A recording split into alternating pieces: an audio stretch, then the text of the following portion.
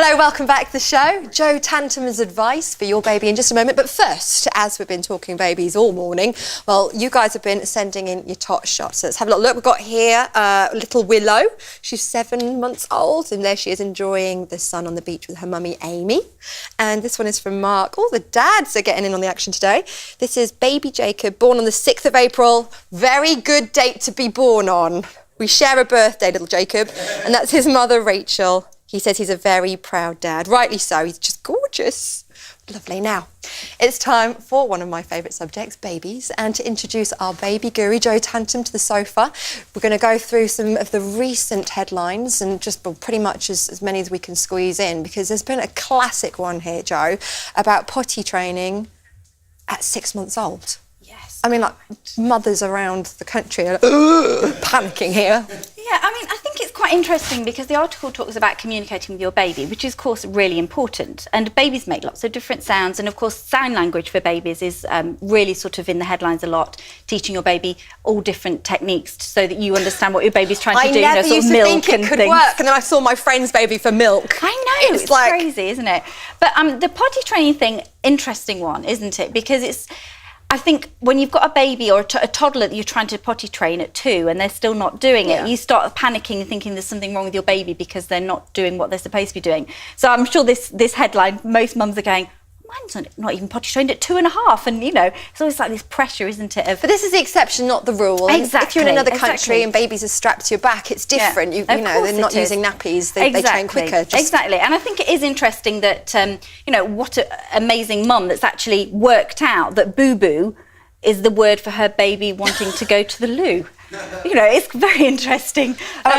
All amazing mums out there, don't be so hard on yourself if you haven't worked that out. I mean, look, I've got a 1-year-old. We are in nappies, and I'm very happy with that. Exactly. And, you know, it's day-to-day life, isn't it? You can't actually be sitting a 6-month-old on the potty every 5 minutes, every time they say boo-boo. No, not when you've got a 4-year-old running around drawing on the walls. So, yes. Too much pressure, I think, but, you know, fab that she's got the time to be able to listen to her baby and really communicate. And we're just going to say, well done, mummy. Yes, exception, not the rule. Take the pressure off all those other mummies. Exactly, that's right. Okay. Also, another story that I saw recently that's quite interesting is that labour is now taking 2.5 hours longer for you know, women around today than it did for, say, our grandmothers. Yes. Why is that? And what can we do about it? Well, I think, you know, there's different statistics for it. There's one reason is because mums are getting older, and so because mums are getting older, their BMI is different. So of course, you know, energy levels, it kind of takes slightly longer because, you know, older mums get more tired because their BMI.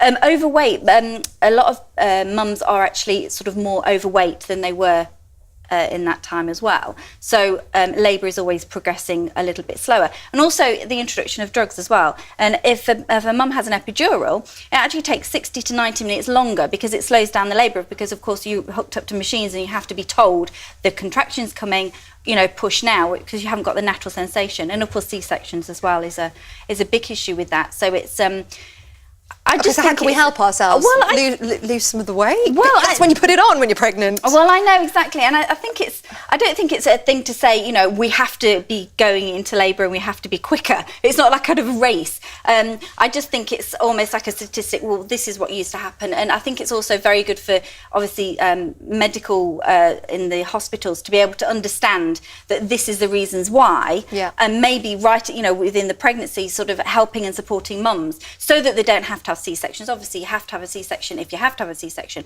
but also understanding that, you know, even mums that have had a C-section first time around don't actually have to have a C-section, you know, second and third babies. And a lot of my mums who have had C-section babies, you know, think, oh gosh, now I'm pregnant that is again. out there. That myth is out there, but you can give birth actually, naturally. Yeah, you can. Okay, and so I just think it's supporting pregnant mums, but also it's not a race. And, you know, like Anna was saying, how lucky are we to be able to have all this, you know, intervention when you're having a baby? Well, especially after hearing Anna's stories. I know, exactly. So you don't actually need to have all this, you know, bits and bobs and all that, because Anna's obviously delivering babies on very, very basic levels. levels. So I just think it is interesting that, you know, the whole, it's just lifestyle, isn't it? That's just right. complete lifestyle. And things go in, you know, ways. Maybe, you know, in 10 years' time, we'll be saying that, you know, it's gone back to, you know, being quick, or it might even be God forbid it longer. could taking 2 days longer.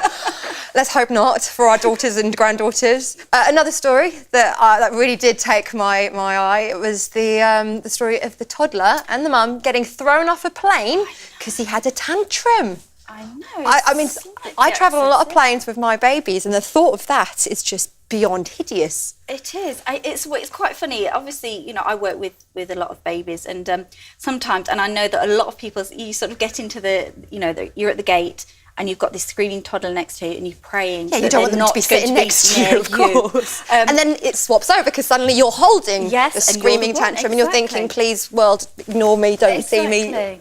It is Stop very crying. difficult, isn't it? Because I think it's the whole stress of thinking. You know, I advise so many parents, especially at this time of the year, because they're going away. You know, what do I do about the baby, and when should they be sleeping? When should they be feeding? And what shall I do? Because I don't want them crying continually.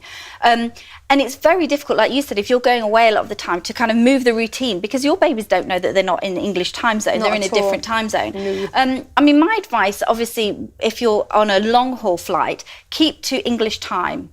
And then adjust it when you're in the next country. And also, if you're going on a small, you know, short haul flight, adjust the time before you leave. So every day, a sort of few weeks before, move it by 15 minutes. So if it's only an hour, 2 hours time difference, you've already sorted that. But try and make sure, you know, you understand that your baby's going to be tired and your toddler's going to be tired, but make sure that they're really having the naps when they need the naps. And just go easy on yourself, be Exactly. flexible. Do you know what? I'd throw the gassy, snoring men off before I throw off any tantrum-throwing toddlers. My goodness.